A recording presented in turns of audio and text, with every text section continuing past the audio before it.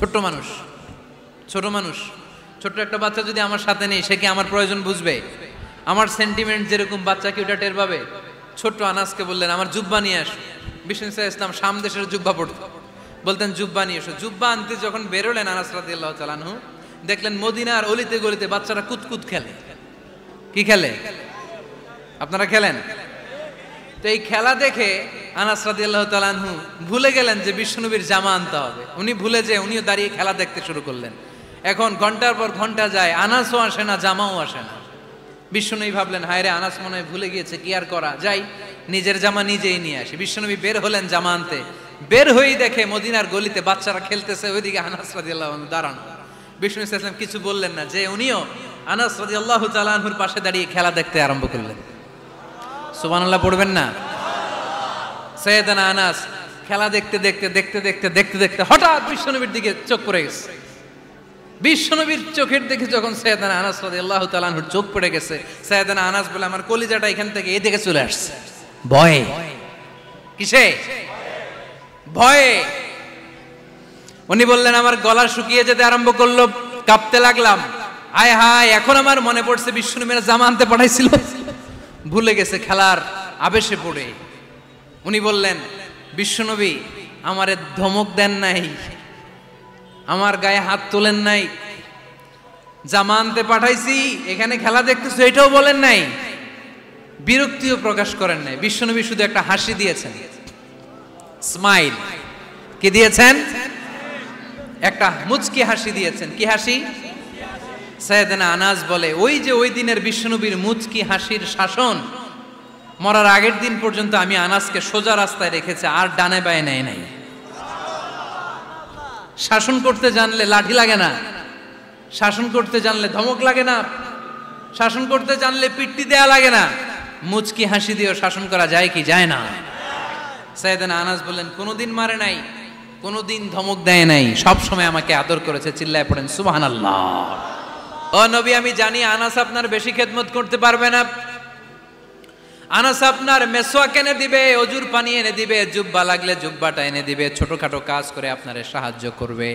আমার কলিজার টুকরা সন্তানকে চিরকালের জন্য আমি আপনারে হাদিয়া দিয়ে দিলাম। আনাস রাদিয়াল্লাহু তাআলা আনহু বর্ণনা করছেন, আমি দাঁড়িয়ে দাঁড়িয়ে শুনছি আমার আম্মা বলছে আমি নাকি বিশ্বনবীর জন্য হাদিয়া।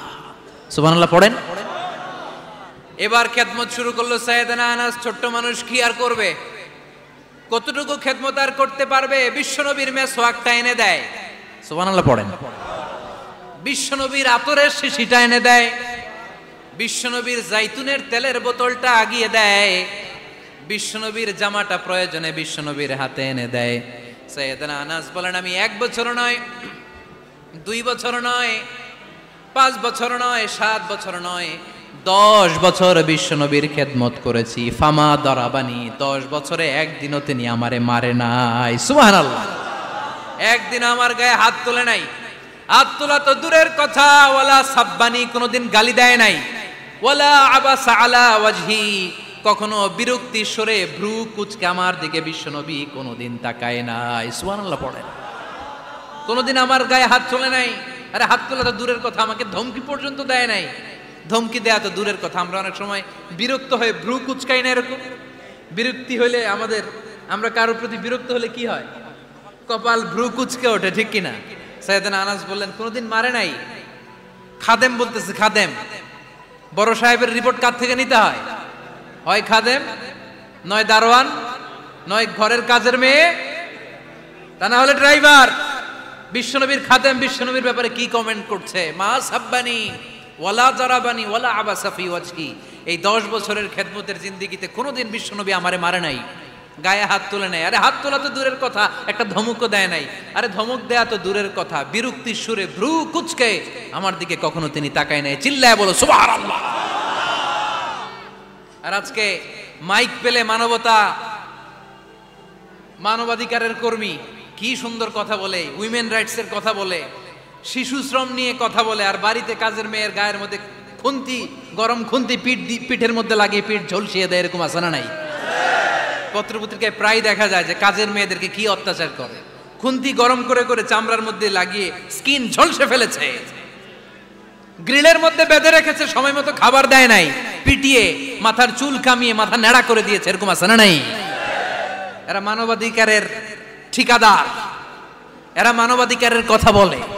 আর বিশ্বনবী সাল্লাল্লাহু আলাইহি ইসলামের খাদেম বিশ্বনবীর ব্যাপারে বলেছে, কোনোদিন মায়ের তো দূরের কথা, হাত তোলা তো দূরের কথা, আরে ধমক দেওয়া তো দূরের কথা, বিরক্তির চেহারা নিয়েও কোনোদিন বিশ্বনবী আমার দিকে তাকায় নাই। চিল্লায় পড়েন সুবহানাল্লাহ। এজন্য সব সময় বিশ্বনবী সাল্লাল্লাহু আলাইহি ইসলাম শ্রমিকদেরকে ভালোবাসতেন। শ্রমে কোনো লজ্জা নাই, লজ্জা হচ্ছে অলসতায়। আজ থেকে এই মাহফিল, এই এত বড় আয়োজন, এত বড় গ্যাদারিং তখনই সার্থক হবে যখন আমরা এই সিদ্ধান্তে আসতে পারবো যে আমরা অলস সময় কাটাবো না, আমরা আমাদের এই সময়গুলোকে প্রোডাক্টিভ ওয়েতে কাজে লাগাবো, কোনো না কোনো কাজের সাথে জড়িত হব। Never under estimate any job, whether it's big or small, বড় হোক বা ছোট হোক, কোনো কাজকে আমরা ছোট করে দেখব না। যে কোনো কাজ করো না ভাই, যে কোনো কাজ করো তা যেন হয় সবার চেয়ে সবচেয়ে সুন্দর। আমাদের অবসর সময়গুলোকে কাজে লাগানোর দরকার আছে না নাই? আমরা নিজেদেরকে কর্মঠ করে, কর্মজীবী হিসেবে, শ্রমজীবী হিসেবে নিজেদেরকে প্রতিষ্ঠিত করতে চাই। রাজি আছে মুসলমান? লক্ষ্মীপুরের যুবক ছেলেরা আওয়াজ করে বলো, পারা যাবে? লজ্জা কিসে? লজ্জা কিসে? অনেকে টাঙ্কি মারে, এদিক সেদিক ঘুরে, আর বলে আমার আব্বা চেয়ারম্যান। আরে তোর আব্বা চেয়ারম্যান, তুই কি? কয় আমার আব্বা MP, member of the parliament. আরে তোর বাবা এমপি, এটা তো তার গৌরব, তোর কি আছে সেটা বল। এজন্য নিজের পায়ে দাঁড়াবো। অলসতার সাথে আমাদের কোনো সম্পর্ক। আজকের এই মাহফিল থেকে আমরা অলসতা, অকর্মণ্যতাকে নো বলে দিলাম। অলসতাকে আমরা কি বললাম? আরো জোরে বলতে হবে, অলসতাকে কি বলবো? আর সব সময় কর্মঠ থাকবো, এনার্জেটিক থাকবো, নিজের পায়ে দাঁড়াবো, আইডিয়া জেনারেট করব, এন্টারপ্রেনার হওয়ার চেষ্টা করব, নতুন নতুন উদ্যোক্তা হওয়ার মাধ্যমে আমরা আমাদের নিজেদের ভাগ্য পরিবর্তনের চেষ্টা করব। কারণ আল্লাহ বলেছেন, ইন্নাল্লাহা লা ইউগাইয়িরু মা বিকাওমিন হাত্তা ইউগাইয়িরু মা বিআনফুসিহিম। আল্লাহ তাআলা ততক্ষণ পর্যন্ত কোনো জাতির ভাগ্যের চাকার পরিবর্তন করে না যতক্ষণ পর্যন্ত ওই জাতি নিজে নিজের ভাগ্যের চাকার পরিবর্তন করতে না চায়। চিল্লা এখন ঠিক কি না? লাকাদ খালাকনা, একটা বাবার স্পার্মের মধ্যে 2 কোটি যদি শুক্রাণু না থাকে, সেখান থেকে সন্তান হয় না। তার মানে এই 2 কোটি শুক্রাণুর মধ্য থেকে আপনি একজন সফল মানুষ, যিনি বাকি 2 কোটির মধ্য থেকে সব শুক্রাণুগুলোকে হারিয়ে আপনি সফল হতে পেরেছেন। সেখান থেকে দুনিয়ার বুকে আপনি যখন এসেছেন, আপনাকে সংগ্রাম করে আসতে হয়েছে। যারা সিজারের মাধ্যমে পৃথিবীতে আসে তাদের এই সংগ্রামটা থাকে না, কিন্তু যারা নর্মাল প্রসেসে পৃথিবীতে আসে তাদের প্রচন্ড সংগ্রাম করে, প্রচন্ড চাপা খেয়ে পৃথিবীতে আসতে হয়, ঠিক কিনা? কারণ আমাদের সাইজ ছিল অনেক বড়, আমাদের মায়ের যে অঙ্গটা দিয়ে আমরা পৃথিবীতে আসব ওই জায়গাটা ছিল খুবই সরু।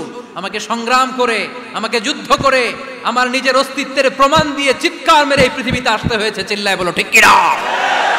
এজন্য এই পৃথিবীর বুকে আমরা যতদিন থাকবো সংগ্রাম করে বাঁচতে হবে, ঠিক কিনা? পরিশ্রমে লজ্জা আছে? লজ্জা কিসে? মনে থাকবে লক্ষ্মীপুরের ছেলেরা, যে আয়াত দিয়ে শুরু করেছি সে আয়াত দিয়ে শেষ করছি। যখন সালাতের সময় হয় মসজিদে যাব, আর সালাত যখন শেষ হয় তখন মসজিদের বাইরে আমরা কাজে নেমে পড়বো। রাজি আছি তো? ফাইদা কুদিয়াতিস সালাতু ফান্তাশিরু ফিল আরদি ওয়াবতাগু মিন ফাদলিল্লাহ ওয়া যিকুরুল্লাহা কাসীরান লাআল্লাকুম তুফলিহুন। যখন তোমাদের সালাত শেষ হয়ে যায় তখন তোমরা কর্মস্থলে ছড়িয়ে পড়ো, আল্লাহর রিজিক তালাশ করো, তাহলে তোমাদেরকে সফল বানাবে কে? আল্লাহ আমাদের সবাইকে কথাগুলো বুঝার ও আমল করার তৌফিক দান করুক। আমরা পড়ি আমিন। সুবহানাকাল্লাহুম্মা ওয়া বিহামদিকা আশহাদু আল্লা ইলাহা ইল্লা আনতা আস্তাগফিরুকা ওয়া আতুবু ইলাইক।